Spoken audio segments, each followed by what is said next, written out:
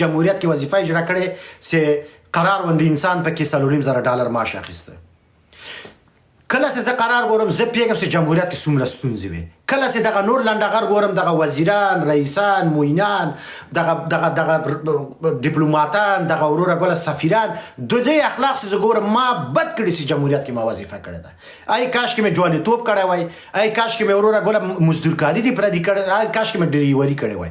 واقعا شرمېږم، خپل ځان ذلیله ګڼم او زه فکر کوم چې ما قاتلینو سره، ما ظالمانو سره، ما مزدورانو سره، ما ګوډاګیانو سره، ما پردیپالو سره، ما بلواکانو سره، ما ډیر رزیل پست بې عزته بې شرمه بې حیا او مزدور انسانانو سره وظیفې کړې دي چې زه خدای دې ما وبخي او د روژې په مبارک په خاطر دې ما وبخي چې دغسې یو کثیف نظام کې ما وظیفه کړې وه چې هغې کې قرار غټ سړی و، چې هغې کې عطا محمد نور غټ سړی و، چې هغې کې دغه نور غله جنرالان خدای دې دغه جنرالان ذلیله کړي. په زرهاو جنرالانو لست ما سره سته یو دانه پوست نه دی ایښی. یوه ورځ د ملت په خاطر جړل نه دي، یوه ورځ یو اته محکوم کړي نه دي دغه حمله چې واقعا د تاسف جای ده ګران افغانانو، واقعا د تاسف جای ده. زه نن طالب یم ځکه زما فکر طالب سره جوړ نه ده. زه یو مدرن طالبه سړی یم، یو پرسته سړی یم، یو هغسې انسان یم چې زه په تعلیم او په تحصیل باندې عقیده لرم. خو سپی د جمهوریت نشه ده، سپی د جمهوریت نشه ده. هغه جمهوریت چې قرار به پکې ناستو او خلکو ظلم به توجیه کوو، هغه جمهوریت نه زه شرمېږم چې هغې کې ما وظیفه کړې ده د یو سایمن صاحب په صفت یا د یو مدیر په صفت. ګرچې ما داسې د ډزو سایمن صاحب زه نه وم، زه دغه تذکرې مو جوړې کړې، پاسپورتونه مو جوړ کړه، خو همدغه کې هم زه په ځان باندې لعنت وایم ځکه همدغه پاسپورتونو کې، همدغه تذکرو کې، همدغه نیمز کې، همدغه ایرمز کې، همدغه لسګونه سیستمونه چې موږ هلته جوړ کړه میلیاردونه ډالر پکې خلاص وو، میلیاردونه ډالر پکې خلاص وو. یو کمپیوټر به و، هغه کمپیوټر هم دا اوس په امازون کې بیه که $9,500 قیمت و. ما ته به رسېده $2,600 $8,000 پورې به کمپیوټر رسېده، دغه $9,000 به غلا کېدل. دا خو غیر مستقیم زم ګناهګار یم. تریلیون $، راغلل څه شول، همدغه شیانو باندې وخوړل څه کړه، غلا سول، چور سول، چپاول سول او وروره ګل خلکو پکې خېټې ډکې کړې. دا کمپیوټر مې یوازې مثال درکړي، دغه یو کانتینر نه ده، دا کانتینر چې دغه پولیس پکې اوسېږي، تاسو به لیدلي شنه شنه کانتینرونه وه په کابل کې، هغه د پولیسو پوستې چې د سړکه په سر دي. دغه کانتینرونه همدا اوس زه درته په $200 جوړوم.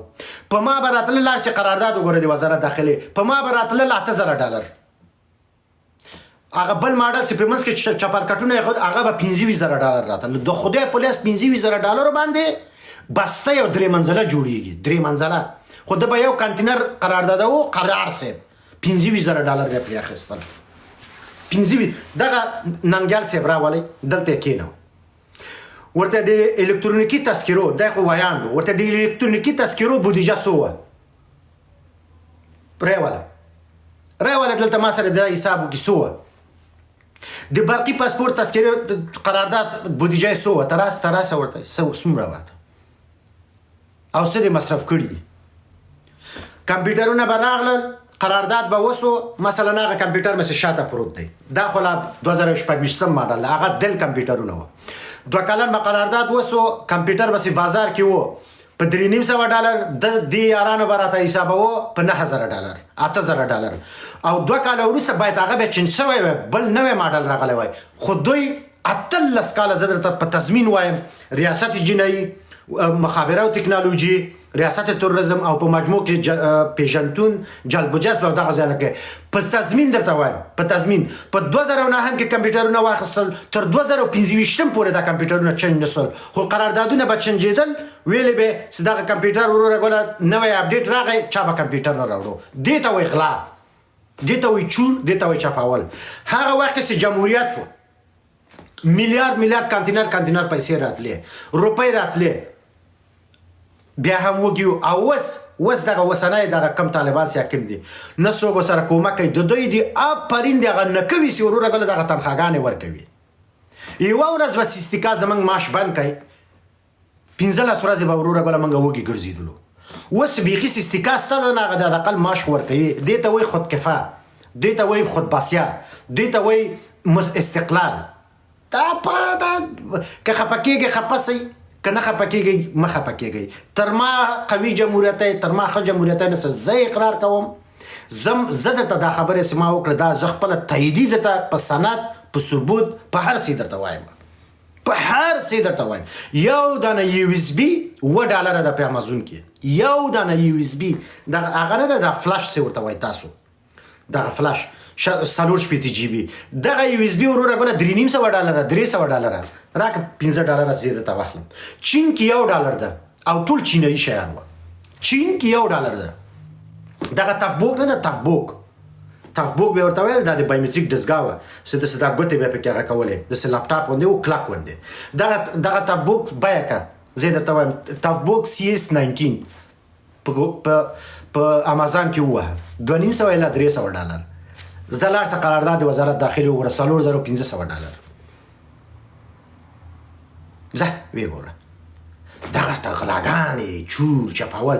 اوس وروره ګوله راغلي دي ما ته جمهوریت ګټي. زه بیخي جمهوریت غواړم نه، زه د جمهوریتي په صفت هغه جمهوریت نه غواړم چې ته پکې وې، یا هغسې جمهوریت خو نه و، سهامي شرکت و، سهمونه ورکول سوي وو.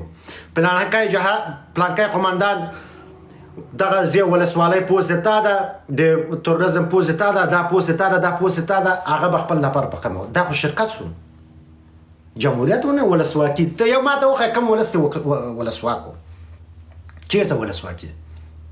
ځای ولاړ سئ وروره د خپلو خلکو حمایت وکئ، د خپل وطن حمایت وکئ، او ته باوته پسې مه ګرځئ. زه در سره یم، زه درته لاره ښیم چې څه زما زده وي، تاسو ما ته لاره وښوئ. نړۍ ته باید وصل سو، او نړۍ ته داسې نه وصل کېږو چې ځانونو ته ووایي چې زه غیرتي یم، زه یم. نه نه نه نه نه، په زرهاو ادرسونه درته درکوم، په زرهاو ایمیلونه درته درکوم، په زرهاو بنسټونه درته درښایم چې چا در باندې ظلم کوو، چا در باندې زیاتی کوو، چا د ستا حق خوړلو، چا وروره ګوله هر څه کول، فقط ایمیل کوئ. فقط په خدای که دغه ننګراریانو دغه څو سټرایکه چې په ننګرهار کې وسوه، دغه څو حملې چې وسوې، که دغه ننګراریان ډېر نه 2% دغه UN ته او دغه نورو ځایانو ته چې ما لیستونه دریخي وه، دوی ته که ایمیل کړی وای د پاکستاني پلار به په دوی باندې سټرایک کړی نه وای. موږ او تاسو خو نه پوهېږو په دې شیانو، باید پوه سو، نو بیداره سو. لنډغرو په 2025 کال کې 11,000 عریضې په موږ او تاسو کړي، 11,000 په موږ او تاسو یې کړي، په طالب کاش کې کړي وي. ولا افغانانو موږ دغسې وژلي وو، افغانانو په مکتب ګډ کړی، افغانان د انسانیت ضد دي، عریضې په موږ کړي، او دا عریضې نتیجه لري. همدغه عریضې د خلکو وکړه چې نن وروره ګوله د اروپا په پارلمان کې هغه ټول لنډغر ناست دي. اروپا پارلمان خو داسې نه ده چې تا راوغواړي، اروپا پارلمان به ته مجبوروې، لکه دوی چې مجبوره کړه. ټیمونه جوړ کړه، 15,000 ایمیله به په هفته کې ورته لېږل، 1 ځل 2 ځلې 3 ځلې 15 ځلې 10 ځلې. اخر اروپا پارلمان مجبوره که هغه دی ورته وروره ګوله وخت ورکوي، پلانکي ورځ باندې راسئ، زه وګورم ستاسو څه مشکل ده. دې ته وایي تخنیک، دې ته وایي سمه لاره که نه، هغه یې وکړه، هغه دی. خو تاسو پښتانه خلارې ناست یاست، وژل سوی یم ته یې وایي مړه هم زه یم او پړه هم زه یم، هم وژل سوی یم ملامته یې. دا ځکه چې تاسو خلکو ته خپل مشکل نه وایئ، تاسو نړۍ ته خپل مشکل نه وایئ. دغه اوسنی کم طالبان چې هلته کم دي، که د دوی په جایزه وایي په نړۍ مې غږ کوو، ورته مې ویل چې د نړۍ بشري او انساني بنسټونو راسئ زما هېواد ته څېړنې وکئ. ټول ټیمونه به یې راغوښتي وو، قندهار حمله به یې ورته ښودلې وه، ننګرهار حمله به یې ورته ښودلې وه، د خوست حمله به یې ورته ښودلې وه، ټول به یې ورته ښودلي وه. او زه مطمئن یم چې ښایي ورته، ځکه چې که ښودلي نه وای دغونه په جګه سطح به دا خبره لوړه سوې نه وه. اوس دغه اوسني خلک چې دي دا پخواني د 1998 طالبان نه دي، دا هوښیار سوي دي. دا اوس دا اوس انټرنیټ پیژني، دا اوس نړۍ پیژني، دا اوس په سیاست پیږي، دا اوس په ډیپلوماسۍ پیږي. په خدای مې د قسم دومره ښه رفتار یې کړی. احساساتي رفتار څه معنی؟ هغه بعضې وایي چې ولا ملا هیبت الله خاموشه واوره، ته طالب وپېژنه، ته د طالب کانسپټ وپېژنه، هغې تشکیلات وپېژنه، د هر سړي وظیفه یې معلومه ده. وزیر دفاع وظیفه ده چې باید وغږېده د وزیر د بهرنیو چارو وزارت وظیفه هغه ور باندې وغږېده. نو ته راځې وروره ګوره په هر څه کې ګوره سیاست باندې تاسو نه پوهېږئ که پوهېدئ وروره ګوره دا چټي چټي خبرې به مو نه کولې. همدا اوس پخوا به وروره ګوره $10,000 بس چا واستول 9,00,000 روپۍ بس وې. اوس $10,000 راغلي 6,00,000 روپۍ کېږي. دومره اثار وروره ګوره ښه سوي دي. دغونه وروره ګوره هغه زمونږ او تاسې اقتصاد برابر سوی ده سم سوی ده. خو اوس خدای دې وکړي چې موږ د پاکستان مش پرېږدي. زه خو نه چوکۍ غواړم او نه بل غواړم او ښه قوي ستونزه هم دغه طالبانو سره موږ لرو. ښه صحیح داسې یو خو همداسې عادي دښمني بل ډېرې ستونزې لرو که نه. موږ ورته کافر معرفي سوي یو، موږ ورته ملحد معرفي سوي یو، موږ ورته د امریکایي نوکر معرفي سوي یو، موږ ورته د امریکایي غلام معرفي سوي یو. او رښتیا هم وایي هم د امریکایي نوکر و، هم د امریکایي غلام و، هم د امریکایي سپیان. امریکایي عسکر بسې وزارت داخلې ته راغی، زما رئیس مخې ته ښه مې په یاد دي. زما جنرال به ورته چکلیټ پوستکی داسې واسکه، په دې خوله کې به یې ورته ویلکم خوله به یې ورته جینګه کوله. د امریکایي د اجازې نه بغیر تشناب ته نه سوتلی. نوم بیا نه اخله، زما یو مشاور د هغې به اجازې نه بغیر زما جنرال به په تشناب ته نه سوتلی. زه پکې ومه، زه خپله هم دغسې ومه. په قرآن مې د قسم زما 200 رښتیا او د امریکایي یو دروغ، هغه خبره به منل کېده، زما به نه منل کېده. زه خو بیخي د سړي زوی نه وم د افغانان هلته. که وایم چې دروغ وایم راسه همدغسې بهرنیو چارو وزارت ته ولاړ سه. د مشاور نه بغیر تشناب ته څوک نه سوتلی. دا خو بېعزتي وه. نو دا خو نه ده. او موږ وو دغه طالبان چې موږ ته وایي چې تاسو د امریکایانو سپیان هستئ، رښتیا وایي سپي وو. سپي خو نو نه لکۍ لري او نه وروره ګوله غاپي. دا همدغسې وه. نو څنګه به مې ناست و لکه د مور میړه، امر به یې را باندې کوه، په ما نه په جنرال به یې کوو. موږ خو بیخي په ټیټه سطح باندې وو، په ټیټه سطح باندې به موږ پراته وو. په وزیر به یې امر کوه. درته وزیر د یو مملکت د داخلي وزیر به دغسې ولاړو، امریکایي عسکر به ورته ویل چې دا داسې که دا داسې که دا داسې که یس وای ناټ اوکې او بچه ای کاری تو او بچه مشاور صاحب هغه شی به وزیر که دومره جرات نه وسې ورته وویل. دا خو دا واقعیتونه دي، دا حقیقتونه دي. دا خو داسې نه وسې وروره ګوره هر څه چې وایي رښتیا وایي، هر څه چې وایي رښتیا وایي. هغه بعضې راځي ولا طالبانو موږ ووژلو. تا کم وژل؟ تا کم وژل؟ ما کم وژل؟ دغه جمهوریتیانو سال نښلولی و. خو خیر موږ خو په یو علمي بحث کې وو، موږ دغه تذکیرو دې شیانو کې وو. دغه موږ او تاسې دغه ما خپله په 400 بستر کې کار کړی دی. په ډاکټر په صفت مې کار نه دی کړی.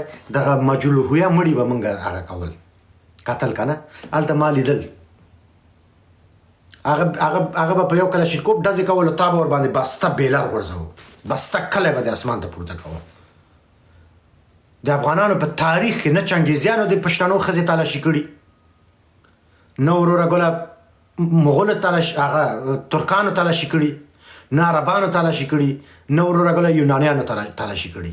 خو په همدغه جمهوریت کې ښځې تلاشي کېدې. 100 رقمه وروره ننوتل وه، بیګې و نمان وه.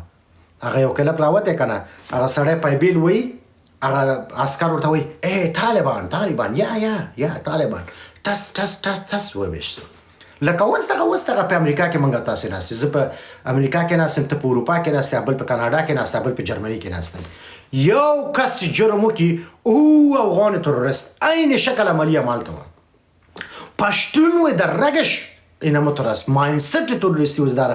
په داسې حال کې چې د پښتون بیچاره نه مظلوم انسان د دنیا په سطح کې نشته.